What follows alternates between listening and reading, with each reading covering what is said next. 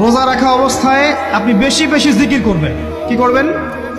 সুবহানাল্লাহ পড়বেন, আলহামদুলিল্লাহ পড়বেন, আল্লাহু আকবার পড়বেন, লা ইলাহা ইল্লাল্লাহ পড়বেন, লা হাওলা ওয়ালা কুওয়াতা ইল্লা বিল্লাহ পড়বেন হাসবি আল্লাহ ওয়া নি'মাল ওয়াকিল, সুবহানাল্লাহি ওয়া বিহামদিহি, সুবহানাল্লাহিল আযীম, সুবহানাল্লাহিল আযীম ওয়া বিহামদিহি পড়বেন, আস্তাগফিরুল্লাহ ওয়া আতুবু ইলাইহি, আস্তাগফিরুল্লাহ ওয়া আতুবু ইলাইহি পড়বেন, লা ইলাহা ইল্লাল্লাহ ওয়াহদাহু লা শারীকা লাহু লাহুল মুলকু ওয়া লাহুল হামদু ওয়া হুয়া আলা কুল্লি শাইইন কাদির। পারা যাবে না ইনশাআল্লাহ?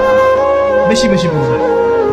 আরেকটা কাজ করবেন, প্রতিটা কাজ নবী সাল্লাল্লাহু আলাইহি ওয়াসাল্লামের সুন্নাহ মাফিক করার চেষ্টা করবেন। সুন্নাহ মাফিক, খাচ্ছেন তার সুন্নাহ মাফিক, টয়লেট করছেন তার সুন্নাহ মাফিক, ঘুমাচ্ছেন তার সুন্নাহ মাফিক। সুন্নাহর বইগুলো আছে না বাজারে, কিনে নেবেন, কিনে নিয়ে দেখবেন প্রতিটা কাজ কিভাবে করলে সুন্নাহ হবে। এই কাজগুলো করতে গিয়ে আপনাকে গভর্নমেন্ট বাধা দিবে, বিশ্বের পরাশক্তিরা বাধা দিবে, আপনাকে কি কেউ পিটাবে এগুলো করলে, জেল খাটাবে?